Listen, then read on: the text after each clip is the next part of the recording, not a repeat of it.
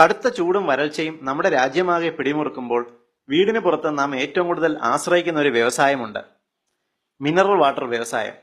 ഇന്ത്യയിൽ ഏറ്റവും കൂടുതൽ മിനറൽ വാട്ടർ ബോട്ടിൽ വിൽക്കപ്പെടുന്നത് റെയിൽവേ സ്റ്റേഷനിലും ട്രെയിനിലും ബസ് സ്റ്റാൻഡുകളിലുമാണ്. വേനലിൽ മാത്രമല്ല, എല്ലാ കാലത്തും മിനറൽ വാട്ടർ ബോട്ടിലുകളെ നാം ആശ്രയിക്കുന്നുമുണ്ട്. ഒരു വർഷം ഏകദേശം 50 കോടി മിനറൽ വാട്ടർ ബോട്ടിലുകൾ ഇന്ത്യയിൽ വിൽപ്പന നടക്കുന്നുണ്ട്.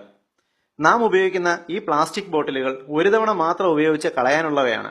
എന്നാൽ ഇതിൽ 40% മിനറൽ വാട്ടർ ബോട്ടിലുകൾ വഴിയരികിൽ നിന്നും മലിനജലം നിറച്ച് വീണ്ടും നമ്മുടെ മുന്നിലേക്ക് തന്നെ എത്തുന്നു.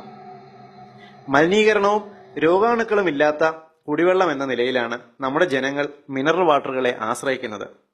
എന്നാൽ തട്ടിപ്പുകാർ ഒരു തവണ ഉപയോഗിച്ച മിനറൽ വാട്ടർ കുപ്പികൾ വീണ്ടും മലിനജലം നിറച്ച് കച്ചവടം ചെയ്യുമ്പോൾ നശിക്കുന്നത് നമ്മുടെ ആരോഗ്യം തന്നെയാണ്.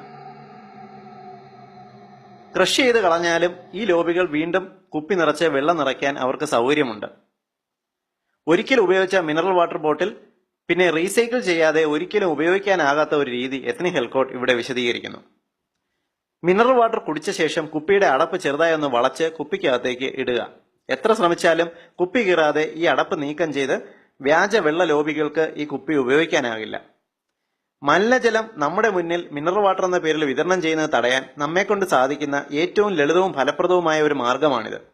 ഏവരും ഈ വിദ്യ ഷെയർ ചെയ്ത് പ്രചരിപ്പിക്കുക.